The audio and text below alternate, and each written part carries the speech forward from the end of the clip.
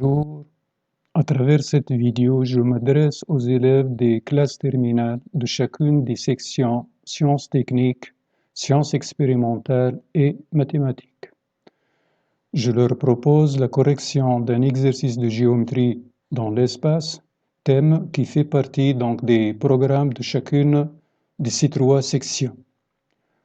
Les différentes questions qu'on traitera sont envisageables donc avec ces élèves-là, à part la dernière sous-question de la question 4, c'est-à-dire la question petit c de la question 4, elle ne peut être traitée qu'avec les élèves de la section mathématiques. Bon, commençons par lire ensemble les énoncés de cet exercice. Alors, soit ABCDEFGH, un cube d'arête 1. On désigne par I, J et K les milieux respectifs des arêtes BC, AE et CD. On menue l'espace du repère orthonormé direct A, AB, AD, AE. Donc vous avez à côté donc un petit schéma où est représenté donc le cube et les milieux des trois arêtes considérées. Première question, petit a, montrer que GI vectoriel GK est égal à 1 demi AB plus 1 demi AD moins 1 quart AE. Petit b, calculer le volume du tétraèdre JGKI. Deuxièmement, petit a, donner une équation cartésienne du plan GIK. Petit b, donner une représentation paramétrique de la droite CJ. Question 3. La droite CJ coupe le plan GIK en un point H'. Petit a, vérifie que la droite CJ est perpendiculaire au plan GIK. Petit b, déterminer les coordonnées du point H'. Quatrièmement, soit S, la sphère passant par le point C, est tangente au plan GIK en un point au point H'. Petit a, déterminer le centre oméga et le rayon grand R de cette sphère S. Petit b, montrer que le plan ABC coupe la sphère S suivant un cercle C dont on précisera le rayon petit r. Enfin, on considère l'homothétie H de centre C et qui transforme J en oméga, soit oméga' le centre de ce cercle, du cercle C, montrer que H de A est égal à oméga'. Bon, avant de foncer dans les calculs, on va commencer par résumer donc les énoncés de cet exercice. On y va. Alors, on a donc ABCDEFGH est un cube, ABCDEFGH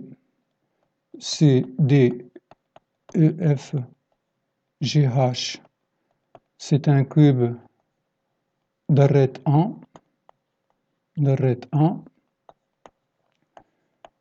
puis on a I qui est le milieu de BC, on a J qui est le milieu de AE, et enfin K qui est le milieu de CD. K, c'est le milieu de CD. Bon, on a un repère qu'on va appeler R, c'est le repère AAB, AC, plutôt AD, AE, qui est un repère orthonormé direct de l'espace. Repère orthonormé direct de l'espace. Alors, premièrement, petit a, la conclusion, c'est le produit vectoriel du vecteur GI et GK. Afin de déterminer donc ce vecteur, il me faut les coordonnées donc de chacun des deux vecteurs GI et GK. Bon, pour cela, donc j'ai opté pour l'utilisation d'un logiciel de géométrie dynamique, donc et plus précisément qui me permet de faire donc de la géométrie dans l'espace, pour deux raisons. Tout d'abord, on a constaté que certains de nos élèves sont capables de mener les calculs et de trouver de bonnes réponses sans aucun problème. Mais l'inconvénient, c'est qu'ils répondent aux différentes questions sans avoir aucune imagination de la situation, c'est-à-dire ils n'arrivent pas à voir comment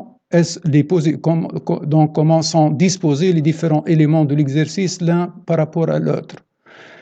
Ça d'un côté. Deuxième côté, pour la première question, donc ils ont un aspect calculatoire. Pour cela, donc on va confier cette tâche à ce logiciel et on va prendre les résultats directement, donc bien sûr avec des explications.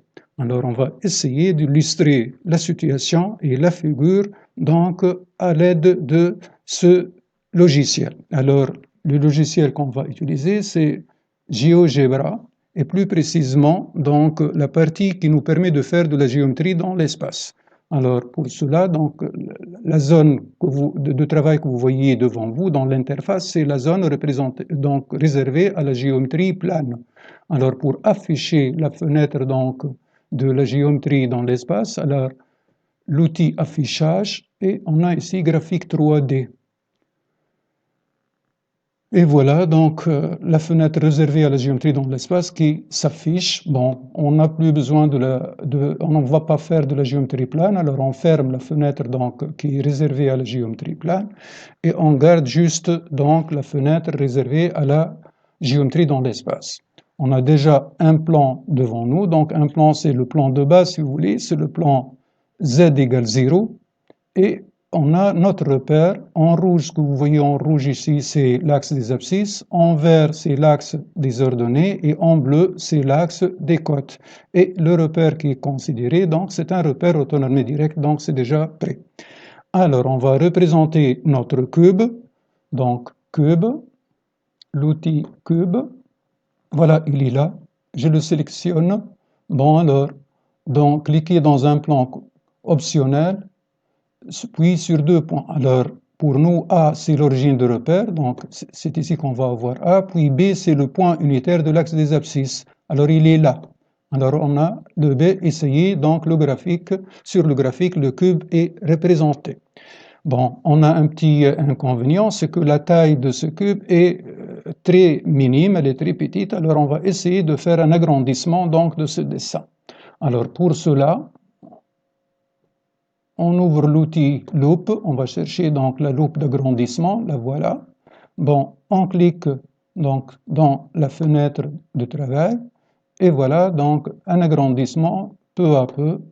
Bon, alors maintenant il faut déplacer la feuille de travail un peu vers le haut, déplacement donc graphique. Alors je clique ici, voilà. Voilà. Bon, et voilà notre cube. Alors, il est maintenant de taille satisfaisante, donc on peut y voir les différents éléments. Bon, en tout cas, selon le besoin, si la nécessité le demande, alors on fera les changements nécessaires au fur et à mesure. Bon, voilà, on va marquer maintenant les milieux.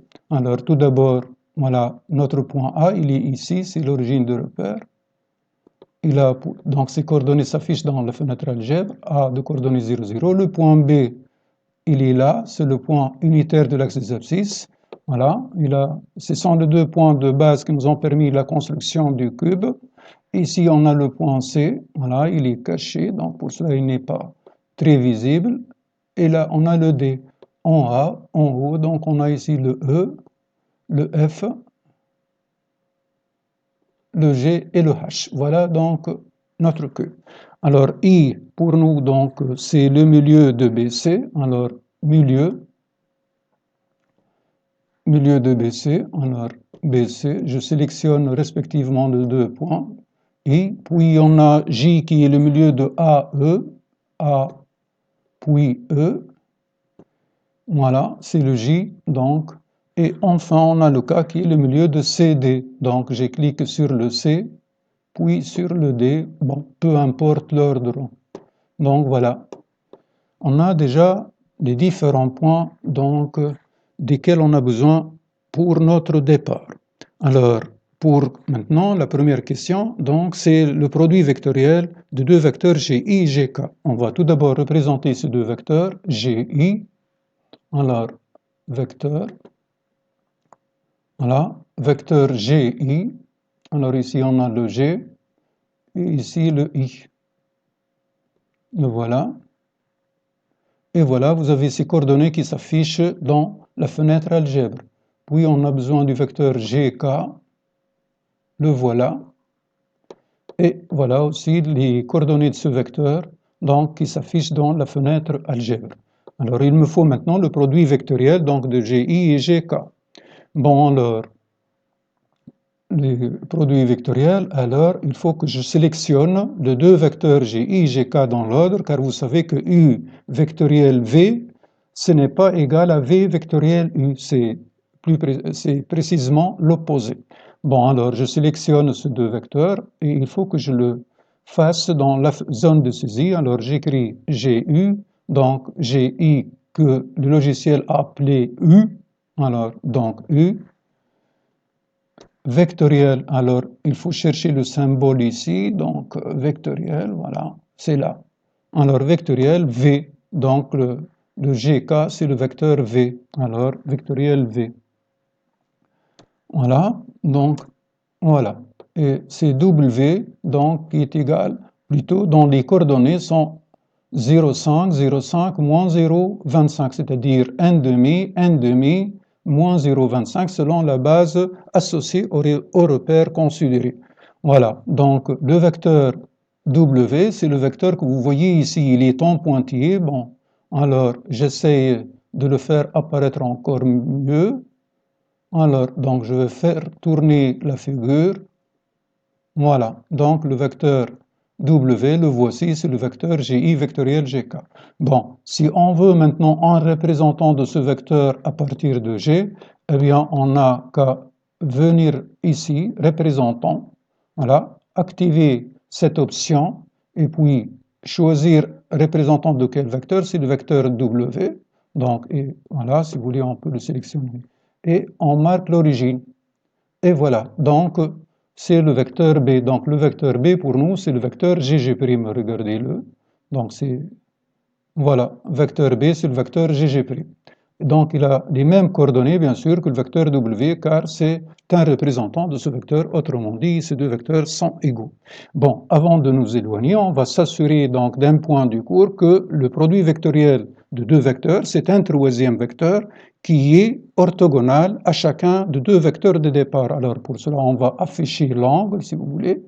Donc angle, voilà, angle, alors G', G,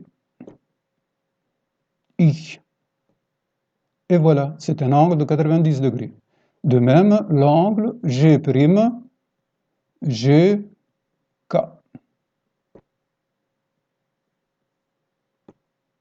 Voilà, bon, on ne le voit pas comme il faut, alors on va faire tourner la figure et voir, voilà.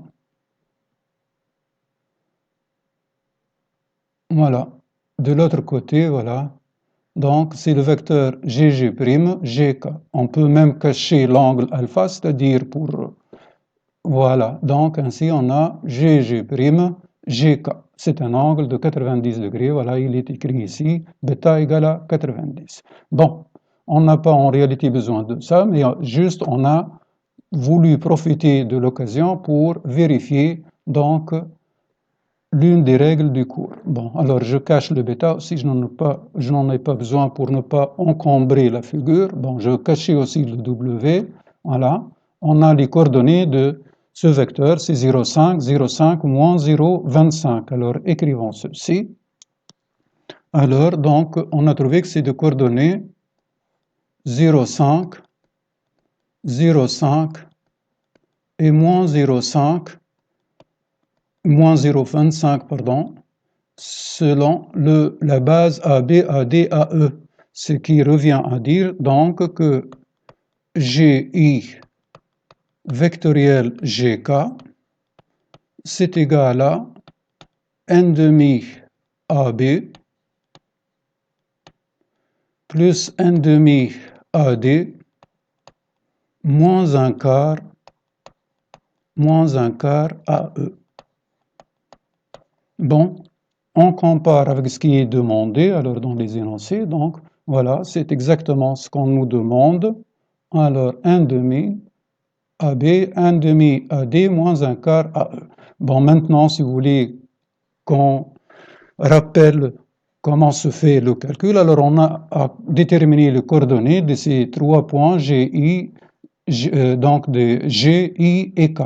Bon, pour le I, c'est le milieu de BC, on a donc les coordonnées de BC, alors il faut les avoir. Donc B, on a dit que c'est B, il a pour coordonnées 1, 0, 0, puisque c'est donc le vecteur unitaire de l'axe des ordonnées, le E, des abscisses, le E, le D plutôt, c'est le point unitaire de l'axe des ordonnées, donc il a pour coordonnées 0, 1, 0.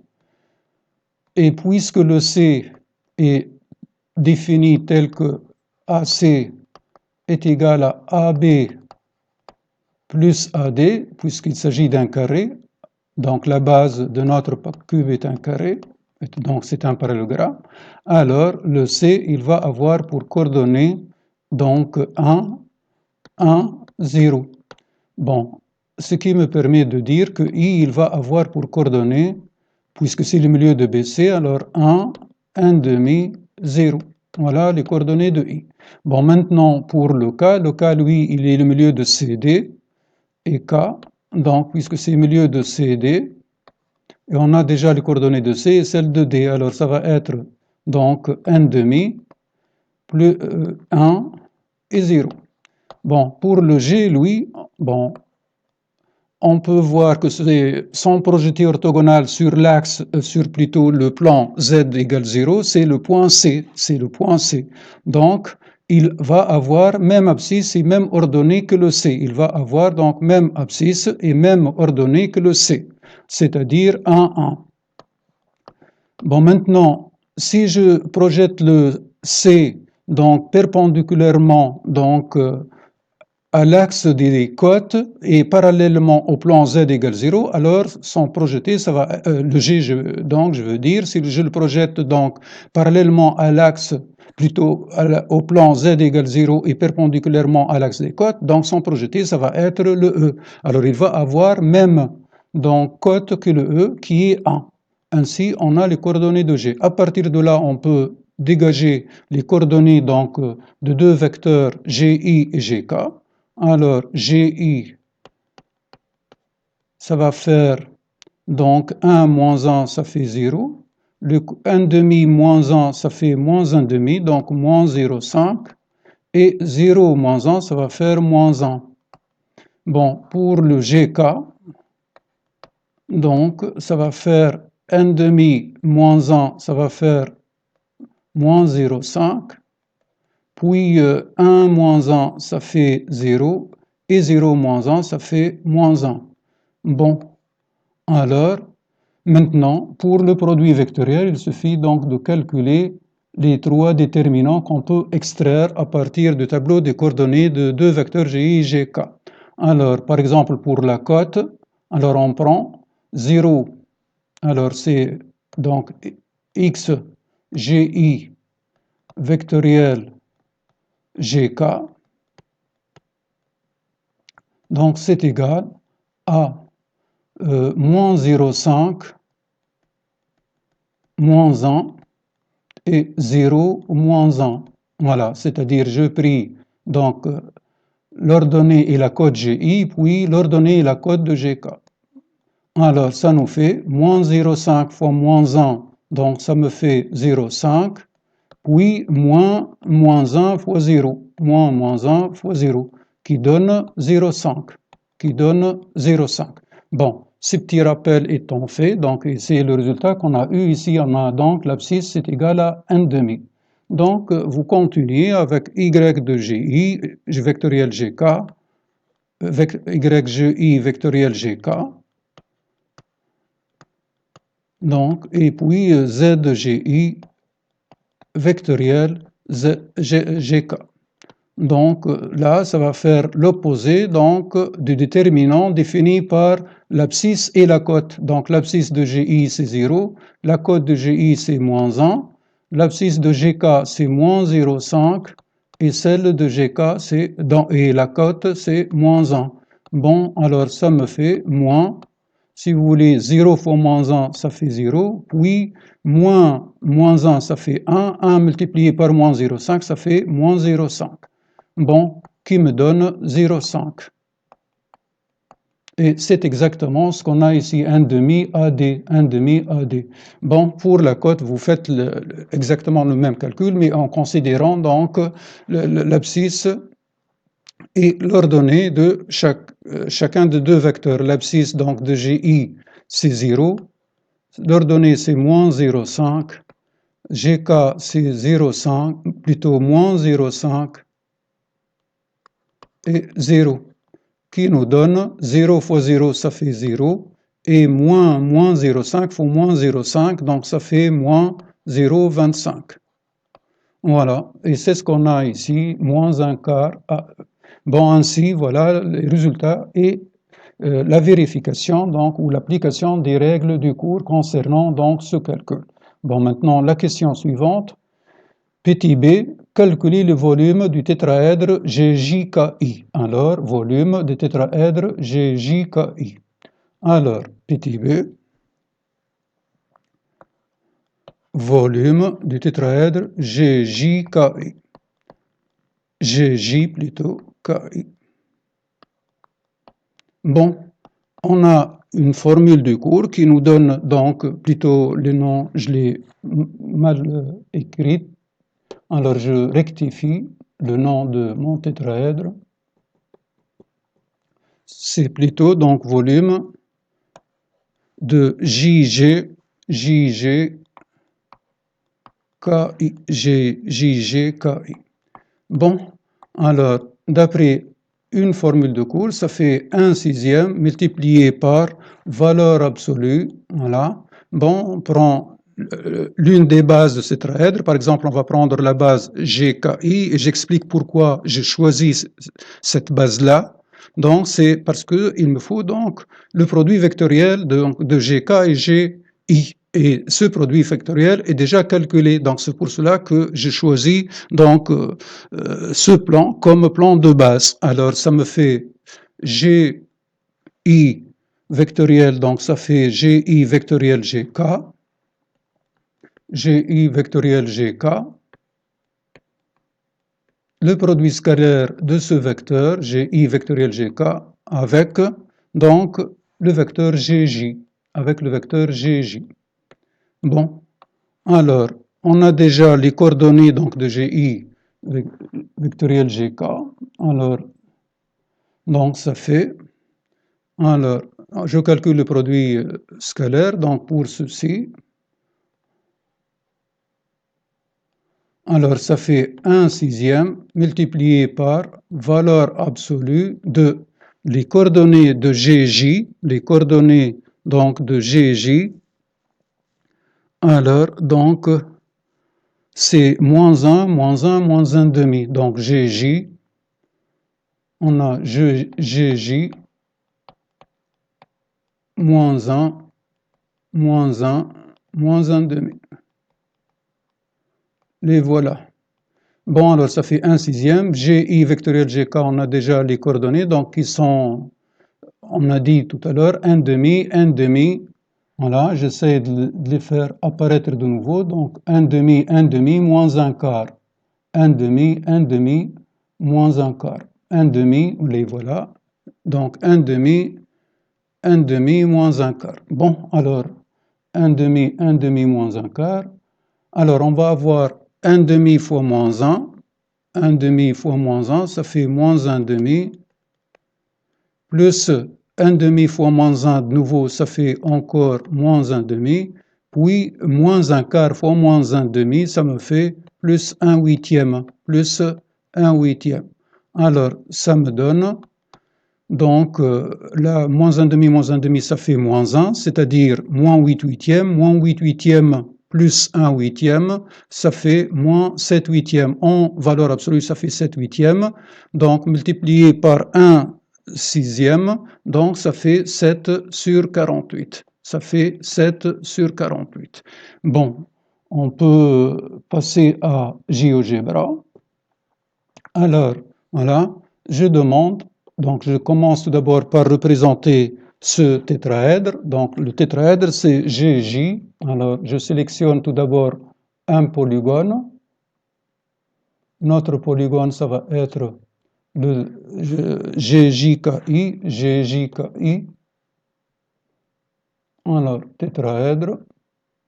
Alors on va partir d'un prisme, c'est plus facile à construire. Donc GJKI. Voilà. G, J, K, I. Puis on a le point G. Alors, donc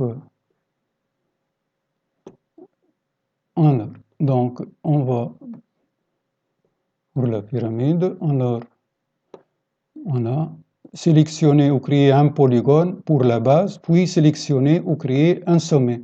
Alors, donc, notre base, c'est, voilà, G, J, G, I, K, puis le sommet, c'est le J.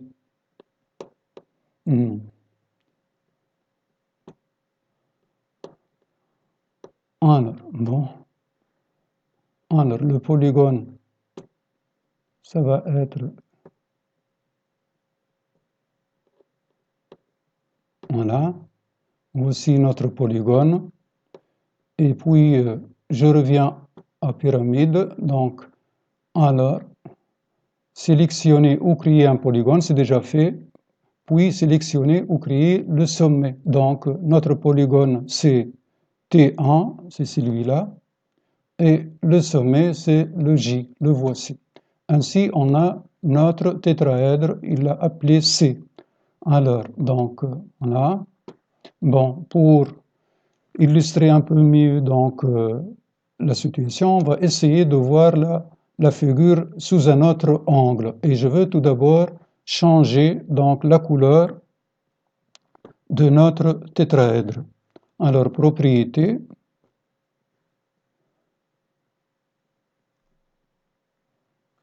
Donc, propriété, couleur.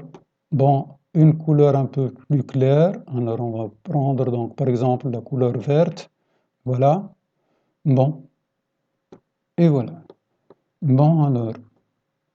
Bon, on va aussi jouer sur l'opacité donc du cube. Alors, on va revenir au cube. Et opacité, on va essayer donc de réduire l'opacité, par exemple, voilà. Voilà. Bon, voilà alors la situation. Donc,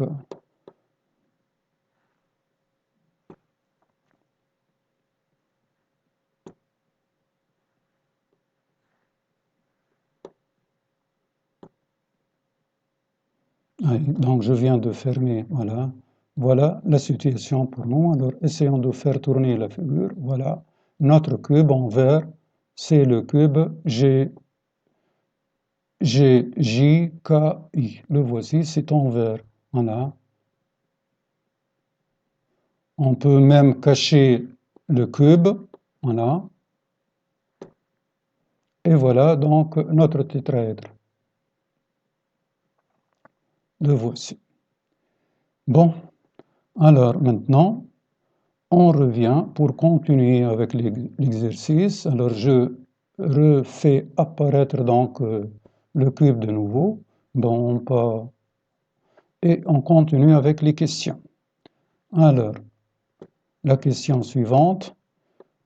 Deuxièmement, petit a, donné une équation cartésienne du plan GIK. Le plan GIK. Alors, le plan GIK, donc GIK, c'est le plan que vous voyez ici. Alors, GIK. Bon, je vais tout d'abord représenter ce plan. Alors, il est défini avec 3 points non alignés.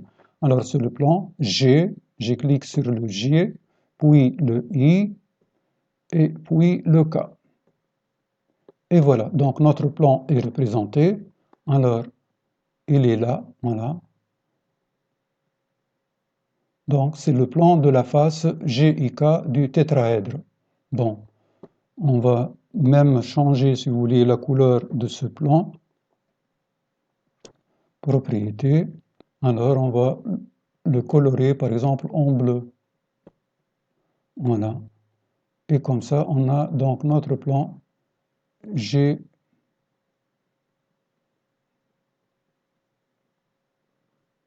Donc, je veux bien m'assurer que j'ai bien construit, j'ai bien marqué les différents. Voilà, G, I. Donc, non, ce n'était pas le plan qu'on voulait. Donc, G, I, K. Alors, je reprends G, plan, G, I, K. Alors, c'est le plan G, I, ici le point K. Alors, je le vois pas. Voilà, je le sélectionne à partir d'ici. Voilà. Et comme ça, on a notre plan. Voilà. C'est le plan GIK.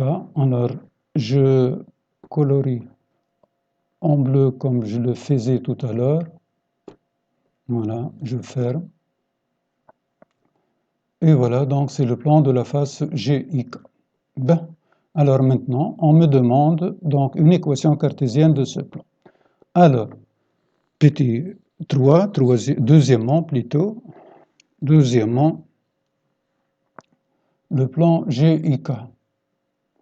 Petit 3, deuxièmement, petit a, équation cartésienne de GIK. Bon, alors, bon, les méthodes sont multiples donc pour la détermination d'une équation d'un plan. La plus simple dans notre situation actuelle, on sait que le vecteur GI vectoriel GK est orthogonal donc à chacun de deux vecteurs GI et GK qui ne sont pas collinéaires. Alors, ce produit vectoriel sera un vecteur normal au plan défini par ces deux vecteurs. Et c'est exactement donc ce plan-là. Donc le plan GIK, c'est, si vous voulez, c'est le plan qui contient le point G et qui a pour vecteur GI, GK. Voilà. Alors, je peux dire que GI vectoriel GK est normal donc au plan GIK. Il est normal au plan GIK. Alors, on sait que la forme générale de l'équation cartésienne d'un plan est du type GIK a une équation de la forme UX, si vous voulez, plus VY plus WZ plus T, si vous voulez, donc est égal à 0. Bon, ici, le U, le V, le coefficient, c'est-à-dire donc des trois variables x, y et z, sont les coordonnées de l'un de ces vecteurs normaux, donc de l'un des vecteurs normaux, donc à ce plan. Alors, on a déjà les coordonnées de GI vectoriel GK, donc c'est 0,5x plus 0,5y moins 1 quart z, pardon, 1 quart et non pas 1 sur z, donc moins 1 quart z, moins 1 quart z, plus t est égal à 0. Donc, il nous reste juste le t à déterminer. On sait que le G est un point de ce plan. Le G est là pour coordonnées 1, 1, 1. Alors, G de coordonnées 1, 1, 1 appartient au plan GIK. Alors, ça me permet de dire que ces coordonnées donc, vérifient l'équation du plan. Donc, on va avoir 0,5 fois 1, donc 0,5, plus 0,5 fois 1 une autre fois, donc ça fait 0,5, moins 1 quart fois 1, donc moins 0,25, plus t est égal à 0. Ce qui nous donne, donc 0,5 plus 0,5 c'est 1, moins 0,25 ça fait 0,75, donc t est égal à moins 3 quarts. Bon. Alors, ainsi, le plan GIK, il va avoir pour équation 0,5x plus 0,5y moins 0,25z, donc moins 3 quarts, donc moins 3 quarts moins 3 quarts est égal à 0. Bon, en multipliant par 4, on va avoir 2x plus 2y pour éliminer les dimateurs. Donc, moins z moins 3 est égal à 0. Bon, on peut faire une vérification donc pour nous assurer. Alors, pour le G, par exemple, on a 2 fois 1, plus 2 fois 1, ça fait 4. 4 moins 1, ça fait 3. 3 moins 3, ça fait bien 0. Et donc, voilà l'équation de notre plan GIK. Le voici. Bon, maintenant, la question suivante. La question suivante. Alors, petit b, donner une équation, plutôt une représentation paramétrique de la droite CJ. Une représentation paramétrique de la droite CJ. Bon, juste un petit moment, on peut revenir donc à GeoGebra. Et voilà, donc nous avons, voilà, l'équation de notre plan, P c'est 0,5x, 0,5y, moins 0,25z égale à 0,75. Et c'est exactement ce qu'on vient de trouver. Voilà. Donc, voilà, c'est exactement ce qu'on était. Bon, ici, attention, ce n'est pas un signe égal, c'est plutôt donc le signe moins. C'est un moins. Voilà. Bon, alors, question petit b, la droite CJ. Alors, cette droite-là, elle est donc définie par un point et un vecteur. Alors, le point, ça va être, si vous voulez, le C, et le vecteur, ça va être CJ. Bon, alors, le vecteur CJ, il me faut donc ses coordonnées. On sait que C, il a pour coordonnées donc 1, 1, 0, et le J, lui, il a pour coordonnées, donc, si on les rappelle, il a pour coordonnées 0, 0, 1 demi, 0, 0, 1 demi. Le J, c'est le milieu de AE. Alors, le J, il a pour coordonnées 0, 0, 1 demi. Bon, le vecteur CJ, il va avoir pour coordonnées donc 1 moins, plutôt le contraire, donc c'est moins 1, 0 moins 1, une autre fois 0 moins 1, puis 1 demi moins 0, donc ça fait 0,5. Alors, la droite CJ aura pour représentation paramétrique, c'est l'ensemble des points M de coordonnées x, y, z, donc de points M de l'espace de coordonnées x, y, z, tel que x égale, y égale, z égale. On écrit les coordonnées du point si vous voulez, donc le point C c'est 1, 1, puis on a un 0. Bon, maintenant, l'ensemble des points M tel que CM soit collinéaire à CJ, donc on va avoir ici 0 fois CJ c'est moins 1, donc moins alpha si vous voulez, encore moins alpha, et ici c'est 1 demi alpha, 1 demi alpha, où alpha est un réel quelconque, le alpha appartient à R. Et voilà, on a ainsi, on vient donc une représentation paramétrique de la droite CJ. Bon, on peut revenir donc à GeoGebra et tracer cette droite-là.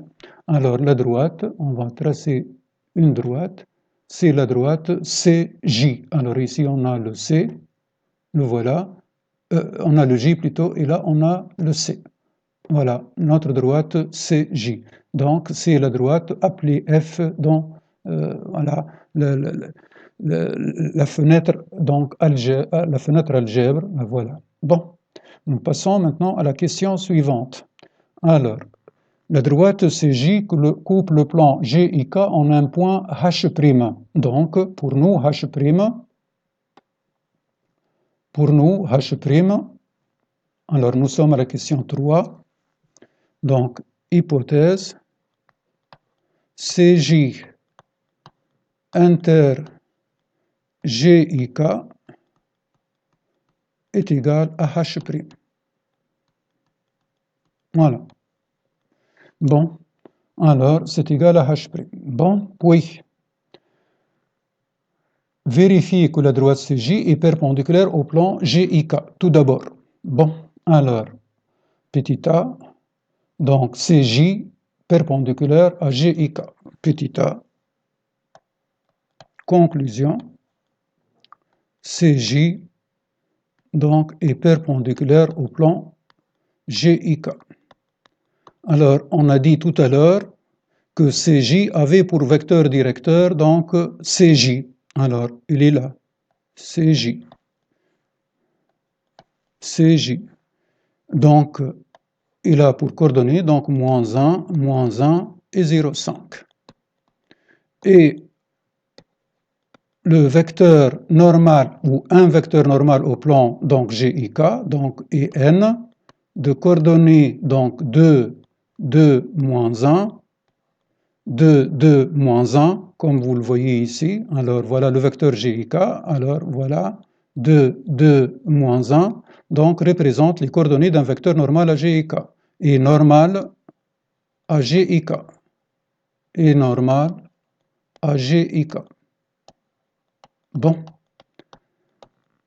Une petite, donc,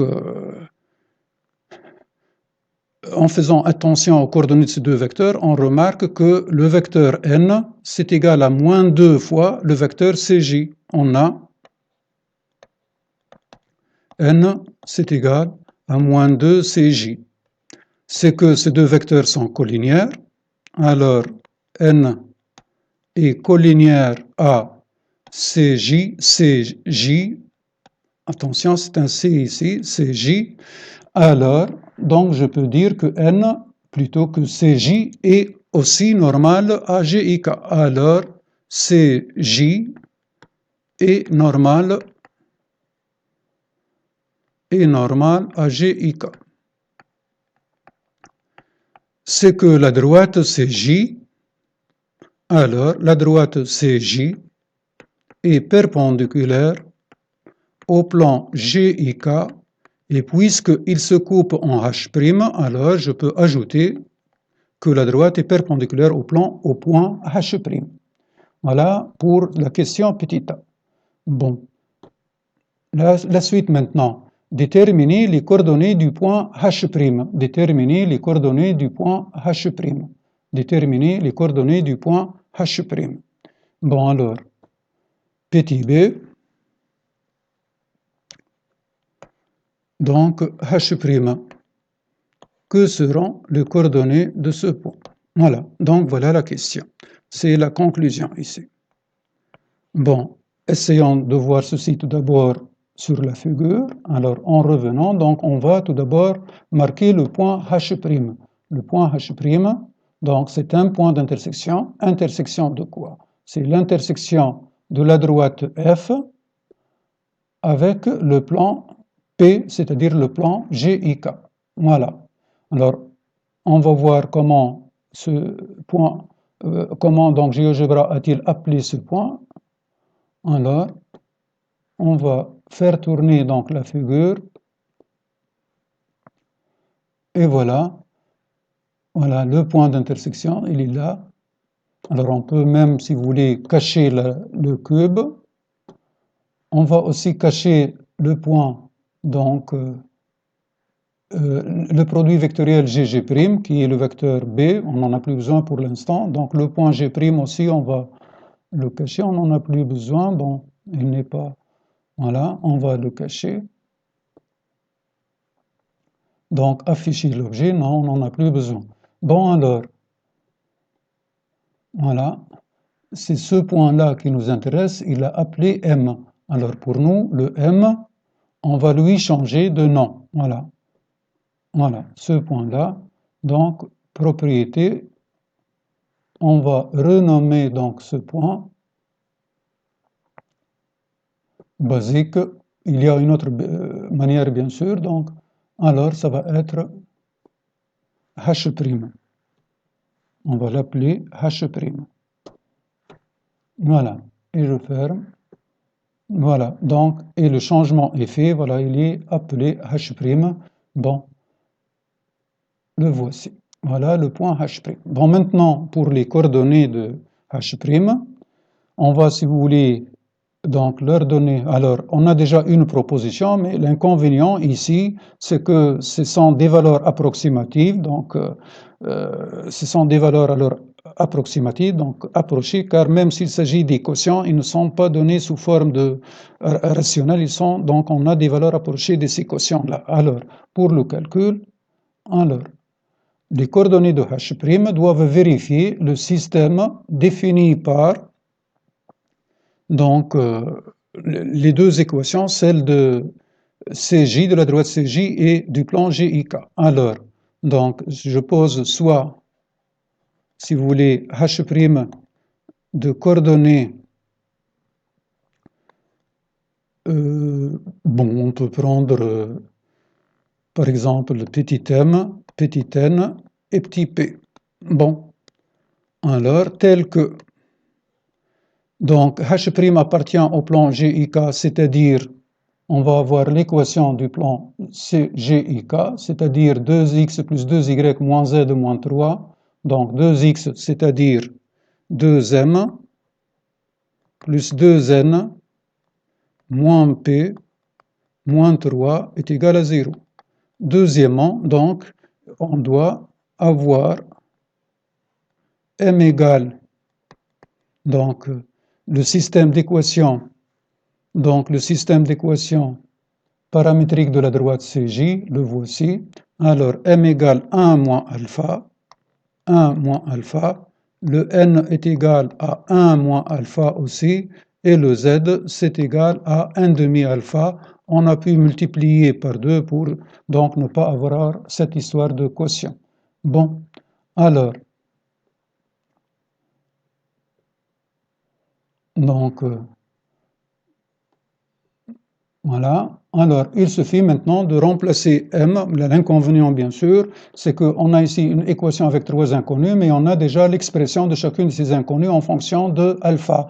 Il suffit de remplacer donc m, n et p donc par chacun de ces trois nombres par son expression en fonction de alpha, et on obtiendra le résultat demandé.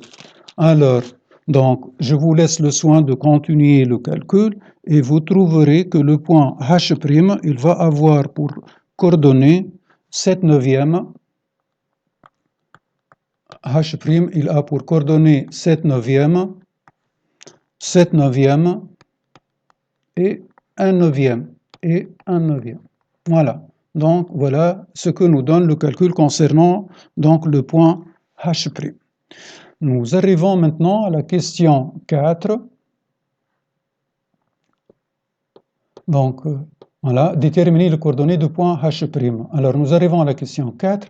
On considère la sphère S passant par C et tangente au plan GIK en H'. Passant par C, donc S, j'essaie d'écrire ceci sur ma feuille. Alors, donc, quatrièmement, hypothèse S, c'est une sphère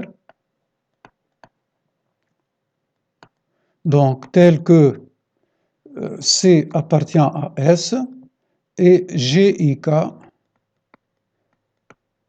il est tangent à S en H'. Voilà quelle hypothèse on me donne concernant cette sphère. Voilà donc quelle hypothèse est-ce que j'ai concernant la sphère S'. S, la sphère passant par C, est tangente au plan GIK en H'. Déterminer le centre oméga et le rayon grand R de S. Déterminer le centre oméga et le rayon grand R de S. Alors, donc, petit a, donc oméga centre de S et grand R rayon de S. Rayon de S. Bon. Alors, donc, rayon de S, ce sont des nouvelles hypothèses, des nouvelles données, si vous voulez, qui sont pour cette question, la conclusion, donc, oméga, et puis R. Voilà. Bon, je reviens tout d'abord, avant de foncer dans le calcul, je reviens donc au schéma. Et voilà donc, Alors, il semble que parfois j'ai cliqué là où il ne faut pas, donc je n'ai pas besoin de ce point, ni ce point F, je ne sais pas, non, et le F c'est l'un des points, même le H c'est l'un des points, donc ce sont les sommets de notre cube de départ. Hein. Donc voilà. Bon, maintenant, voilà. Alors, la sphère S, elle passe par le point C, il est là, et il est tangent au plan, donc au point H'. Il est tangent au plan bleu, au point H'. Donc, je veux cacher le plan de base en espérant que la figure donc sera plus claire. Alors, le plan de base, voilà, je clique ici, voilà, il se cache. Je veux même cacher les axes pour l'instant, donc voilà, je veux cacher les axes. Bon, je peux même cacher les points, donc les sommets, je veux dire, donc du cube. Bon, je le garde pour l'instant. Voilà la situation pour nous. On a le GIK, on a H'. Je peux cacher même les vecteurs aussi. Voilà, voilà, pour garder juste les arêtes. Et voilà la situation pour nous. Alors, le point H', il est là. Voilà, c'est ce point-là. Donc, je le marque, si vous voulez, en rouge, propriété, pour qu'il soit plus apparent. Alors, couleur, non, bon, voilà. Voilà. Voilà, c'est le point H'. Il est là. Bon, et on a le C. Alors, on va faire maintenant un petit raisonnement. Alors, je reviens. Alors, donc, le plan GIK est tangent, donc GIK est tangent à S en H', est tangent à S en H'. H'. Et S, il a pour centre oméga. Alors, je peux conclure que oméga H', est perpendiculaire au plan GIK. Bon. Or, le point H', donc la droite, je peux alors conclure que la droite oméga H', donc, est perpendiculaire au plan GIK. D'accord. Mais je sais que la droite CJ, auquel, donc CJ, qui est elle-même la droite, donc CH', car H' appartient, c'est l'intersection de CJ avec le plan GIK, donc est aussi perpendiculaire à GIK. Ainsi, on vient d'avoir deux droites qui sont perpendiculaires à un même plan et qui ont un point commun, c'est-à-dire, je viens de trouver deux droites qui passent par H' et qui sont à la fois perpendiculaires à GIK. Or, nous savons que d'un point de l'espace ne passe qu'une seule droite perpendiculaire à un plan donné. Donc, ce qui me permet de conclure que le oméga, donc ces deux résultats me permettent de conclure que le oméga va appartenir à la droite, donc la droite oméga H', ce n'est que la droite CJ, donc c'est que le oméga appartient à la droite CJ. Bon. Maintenant, je peux dire que la droite CJ, donc, coupe la sphère S en deux points, qui sont donc C et H'. Et d'autre part, on sait que oméga, le centre de S, appartient à cette droite. Alors, ce que cette droite porte un diamètre de la sphère. Alors, le centre de cette sphère, donc, se trouve sur la droite CJ. Et plus précisément, donc, le centre se trouve sur CJ et C et H' appartiennent donc à CH'. Alors, le oméga appartient à CJ, on l'a déjà conclu. Et voilà, ici, on a CJ coupe en C et H'. Ça me permet de déduire que oméga, c'est le milieu de CH'. Voilà. Le oméga, c'est le milieu de CH'. Bon, maintenant, le oméga étant le milieu de CH', on a déjà le coordonnées de C, on a C de coordonnées 1, 1, 0. Celles de H' sont, on vient de les trouver donc à la fin de la question 3, donc 7 neuvième, 7 neuvième, 1 neuvième. Et H', donc 7 neuvième, 7 neuvième, 1 neuvième. Je m'assure donc avant de continuer. 7 neuvième, 7 neuvième, 1 neuvième, c'est exact. Bon, alors le oméga, lui, il va avoir pour coordonnées, alors le oméga, il va avoir pour coordonnées 1 plus 7 neuvième, donc ça fait 16 neuvième, sur 2, donc ça fait 8 neuvième. Bon, pour l'ordonnée, c'est exactement la même chose puisque ce sont les mêmes résultats, c'est-à-dire 8 neuvième, et donc 0 plus 1 neuvième sur 2, donc ça fait 1 sur 18. Ainsi, voilà, donc on obtient les coordonnées donc, du point oméga. Le point oméga, alors il a pour coordonnées, comme on vient de le trouver, 8 neuvième et 1 neuvième. Voilà. 1 18e, pardon, puisque c'est sur 2. Bon, alors, on revient à la figure et on va représenter cette sphère. Donc, alors je détermine son centre. Alors, il me faut milieu. Alors, c'est ici. Alors, j'ai besoin de milieu de, voilà, H'. Voilà, donc, voilà le milieu. Bon, maintenant, la sphère. Voilà, on a deux possibilités avec sphère définie par son centre et un point, un de ces points, ou son centre et son rayon. Bon, nous sommes dans la première situation puisqu'on n'a pas encore calculé R. Donc le centre oméga qui est ici et qui passe, voilà, par C. Et voici donc la sphère de laquelle nous parlons. Voilà. Bon, je peux même cacher le plan pour voir de quoi il s'agit. Et voilà notre situation. Voilà. On a le tétraèdre JGKI, et on a le point H', la droite CJ, la voilà, CJ, voilà le point C, voilà.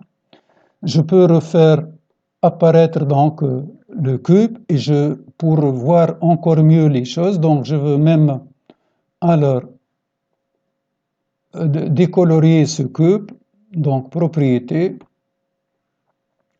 Alors, pour l'opacité, donc ça va faire 0. Voilà. Je veux juste laisser donc les arrêts de ce cube. Voilà. Donc, voilà notre situation. Voilà. Voilà. Voilà donc de quoi il s'agit. Bon. Ceci étant fait, alors il nous reste le rayon de cette sphère à calculer. Bon. On a déjà les coordonnées donc du centre et les coordonnées de deux de ces points, donc c'est-à-dire C ou H', ou donc on peut calculer, si vous voulez, donc alors pour R maintenant, alors R c'est égal à la distance oméga C, si vous voulez, oméga C. Bon, c'est oméga C. Alors, bon, on calcule la formule, donc la différence entre les coordonnées, alors au carré, et puis on prend la racine carrée. Alors, donc, je vous laisse le soin de faire le calcul de ce rayon. Alors, bon, alors ça nous fait, si, donc, racine de, voilà, x c moins x oméga au carré plus donc yc moins y oméga au carré plus, donc n'oublions pas le carré, plus zc moins z oméga donc au carré. Bon, alors on trouve alors que c'est égal à 1 sur 6. 1 sur 6. Bon, alors on peut, si vous voulez, faire la vérification. Alors, donc ici, distance, ça va être H'(C), donc grand R. Donc je suis là. Alors grand R, c'est égal à distance. Donc objet, alors entre deux points, distance H', puis le C divisé par 2. Donc, distance divisé par 2. Bon, en principe, on a le résultat. Donc, ça fait 0,17. Et pour nous, on a trouvé 1 sur 6. Donc, 1 sur 6, c'est ce sera un nombre rationnel, donc développement décimal illimité, donc puisqu'on a déjà le 1 tiers, alors il n'est pas donc décimal, il est rationnel, non décimal. Alors ça fait 0,33 donc sur 2, alors ça fait 0, voilà, donc voilà, c'est le résultat que nous cherchons. Bon, nous passons à la question suivante.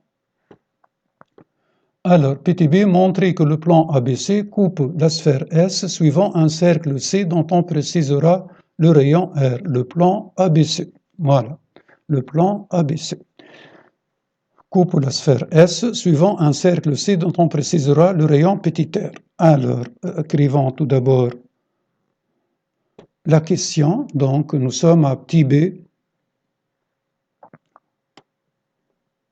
Quatrièmement, petit b. Alors, S inter ABC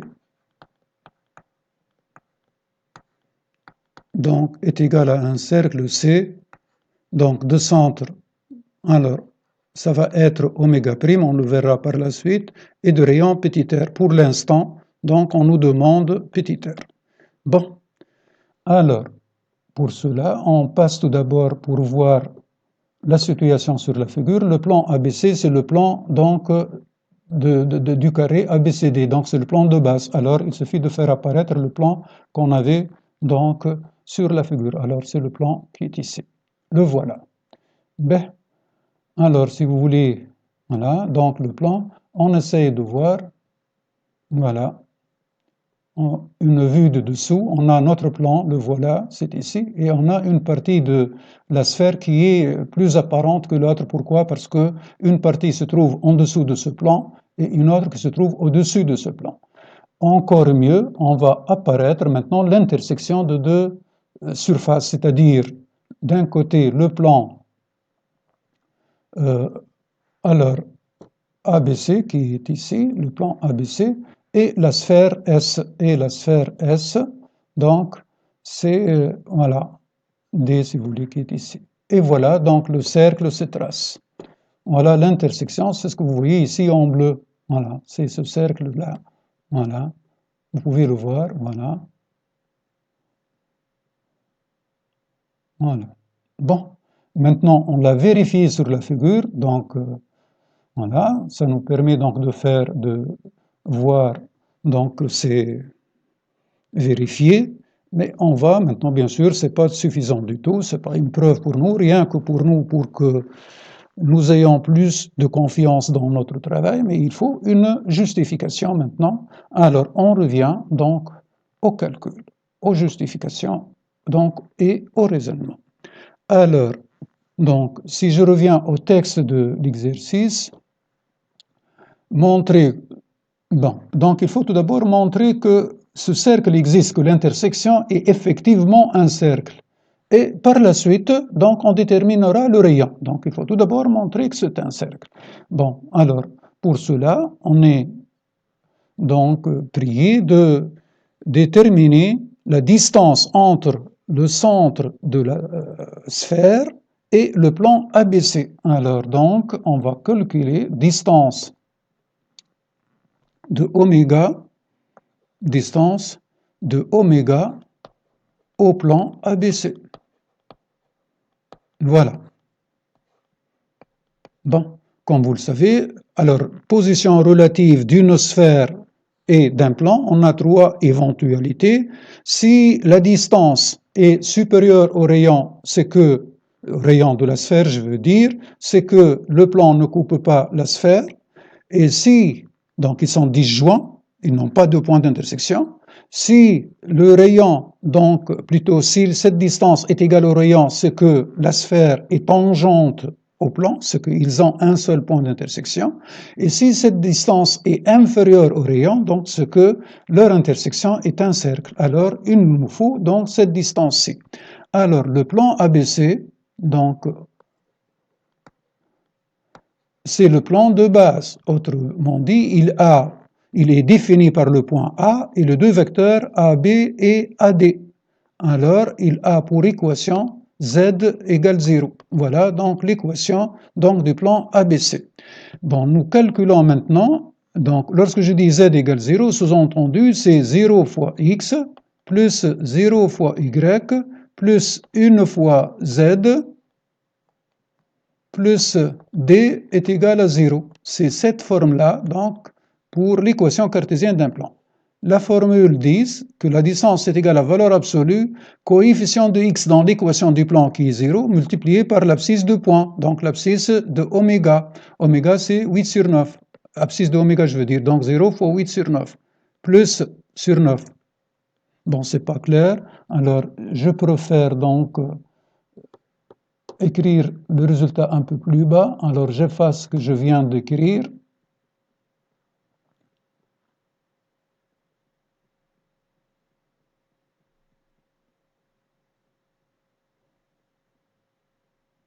Voilà. Bon, c'est égal à valeur absolue 0 fois 8 sur 9 plus de nouveau 0 fois l'ordonnée de oméga, c'est-à-dire 8 sur 9, voilà, c'est ici, plus 0 fois 8 sur 9, plus une fois, le coefficient de z, une fois 1 sur 18, 1 sur 18. Le tout sur racine de somme des carrés de coefficients, c'est-à-dire 1 au carré. Ce qui nous donne 1 sur 18. Bon, le 1 sur 18, si on le compare à grand R était égal à 1 sur 6. 1 sur 18, c'est le 1 tiers de 1 sur 6, donc c'est inférieur à 1 sur 6. Donc, 1 sur 18, c'est inférieur à 1 sur 6. Ainsi, donc, alors, distance de oméga au plan ABC est inférieure à grand R de S, alors, donc, S et ABC se coupent suivant un cercle. Se coupent suivant un cercle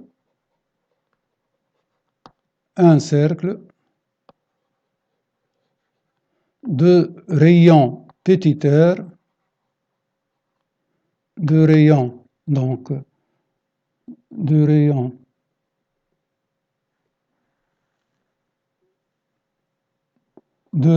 petit r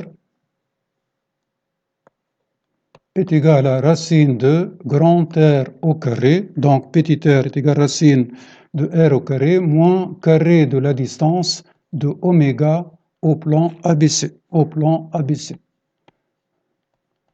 Ce qui nous donne, donc, radical, je le prolonge, au carré. Distance, je ferme la parenthèse et j'ajoute le carré.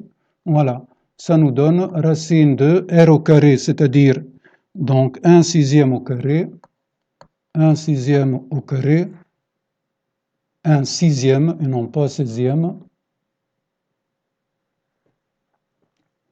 1 sixième au carré, moins 1 sur 18 au carré. Bon, ça nous donne donc au carré. Alors, ça nous donne racine de 2 sur 9. Résultat, ça fait racine de 2 sur 9. Bon, alors là, on va l'écrire 3 sur 18. Alors, ça fait 9 sur 18 au carré, moins 1 sur 18 au carré. Donc, ça nous donne 8. Donc, 1, ça fait 3 au carré, ça fait 9. 9 moins 1, donc ça fait 8. 8 sur 18 au carré. Racine de 18 au carré, ça fait 18. Et racine de 8, ça fait 2 racines de 2. 2 racines de 2. Bon, en simplifiant par 2, donc ça fait racine de 2 en haut et 9 en bas. Et c'est ce que ça nous donne. Voilà donc pour cette question petit b. Alors, donc on vient de calculer petit r. Maintenant, la dernière question donc, qui ne concerne que les élèves de la section mathématiques. Alors, on considère l'homothétie H, donc de centre C, et qui transforme J en oméga. Alors, H, je note ceci donc tout d'abord. Alors, H, donc c'est une homothétie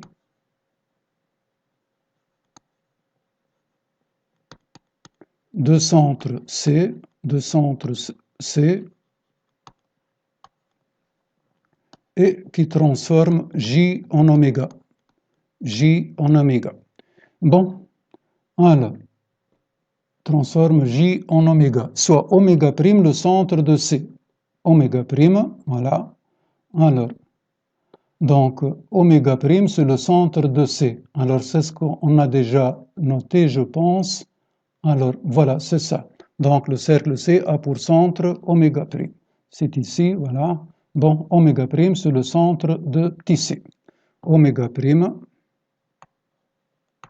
c'est le centre, donc, de grand C, du cercle, je veux dire, du cercle. Voilà. Alors, la question, celles-là donc sont les données de la question. Alors, hypothèse. La question qu'on me pose est de montrer que oméga prime, ce n'est que l'image de A par la même homothétie. Donc, là, alors, donc, oméga prime, conclusion, c'est égal à H de A.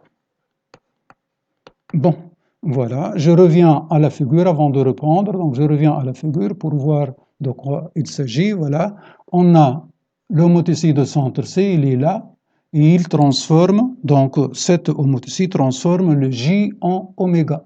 Il transforme le J en oméga. Donc, voici le point J, et l'oméga, c'est le centre de la sphère S. On me demande maintenant de montrer que l'image de A, c'est le centre du cercle C'. Voilà. Bon, alors, je trace la droite, si vous voulez. Et je préfère tout d'abord faire apparaître le centre du cercle C, c'est-à-dire le point oméga prime. Alors, milieu ou centre, donc milieu ou centre, c'est ici. Et puis, donc, je choisis le cercle. Alors, E, c'est quoi? Voilà, donc, voilà, c'est le point qui est ajouté ici. Voilà, c'est le point ça. Bon, maintenant, alors je trace la droite qui passe par A. Droite, c'est ici. Droite qui passe par A. Et C. Voilà. Alors, donc, voilà, on va voir que, on vérifie que ça passe, voilà, par oméga prime. Maintenant, on va essayer de montrer que, effectivement, voilà, le point oméga prime, c'est l'image de A par cette homothétie. Alors, revenons donc à nos réponses. Alors, on sait que oméga prime, puisque c'est l'image de C, je m'excuse, puisque c'est le centre de C, alors oméga prime, c'est le centre de C qui est l'intersection de S avec le plan ABC, et S a pour centre oméga, alors je peux dire que oméga prime, c'est le projeté orthogonal de oméga sur BC, sur le plan ABC. Donc sur le plan ABC, sur le plan ABC. Donc, alors je peux dire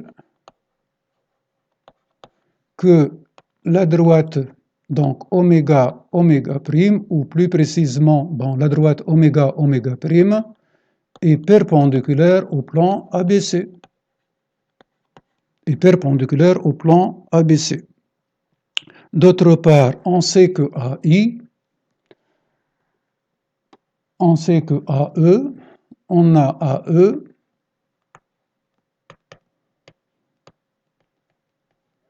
qui est elle-même la droite AJ, est aussi perpendiculaire au plan ABC. Donc, c'est elle-même la droite AJ, puisque J, c'est le milieu de AE. Bon, à partir de là, je peux déduire que oméga oméga prime est parallèle à la droite AE. C'est parallèle à la droite AE. Donc, c'est parallèle à AJ, si vous voulez. C'est parallèle à AJ.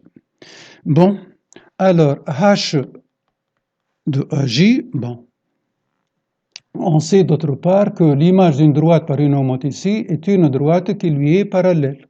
On a donc H de AJ. On sait que l'image d'une droite par une homothétie est une droite qui lui est parallèle. Donc ça va être et la parallèle à AJ qui passe par l'image de l'un de ces points. Donc l'image de l'un de ces points, on connaît que l'image de H, c'est égal à oméga prime. Donc, et la parallèle à AJ qui passe par H de A, par exemple. H de A qui est égal à oméga prime. On a choisi H de A car on connaît cette image. Bon, donc ce qui est égal à oméga prime. Alors, je peux conclure que H de AJ, ce n'est que la droite oméga prime. Bon, d'autre part, le C appartient au plan ABC. Alors, ce plan est globalement invariant par ABC. Donc, H de ABC, c'est égal à lui-même. C'est le plan ABC. H de ABC, c'est le plan ABC. Alors, ceci étant dit, alors, on a AJ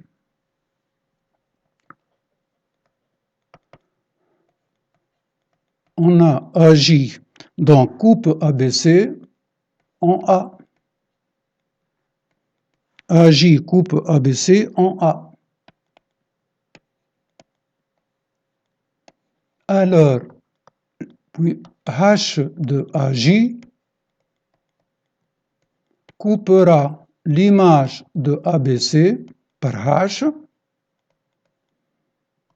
en l'image de A, car une homothétie donc est une bijection, donc H de A.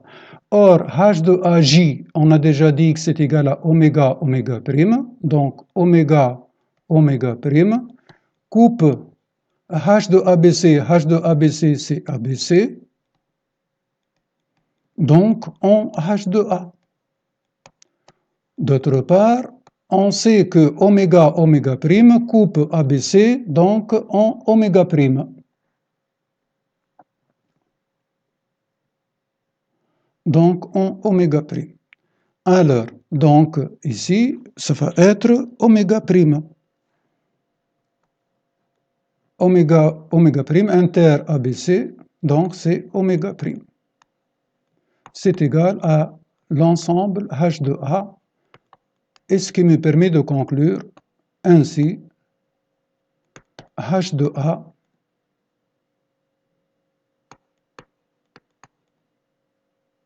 c'est égal à oméga prime. Est égal à oméga prime. Bon, bien sûr, là, donc par H de A, qu'on espère montrer que c'est oméga prime. Alors, je l'ai écrit donc avant qu'il le faut, donc qui passe par H de oméga. Alors, on a qui passe par H de oméga. Car c'est ce qu'on nous demande de montrer que H de oméga, procédure orthogonale, alors montrer que, voilà. Donc c'est oméga prime, bien sûr, H de A, c'est égal à oméga prime. Donc c'est égal à H ainsi, voilà, nous revenons à la question, montrer que H de A est égal à oméga prime, et c'est ce que nous venons de prouver. Bon, je vous remercie, ainsi notre exercice donc se termine, s'achève. Je vous remercie pour votre attention.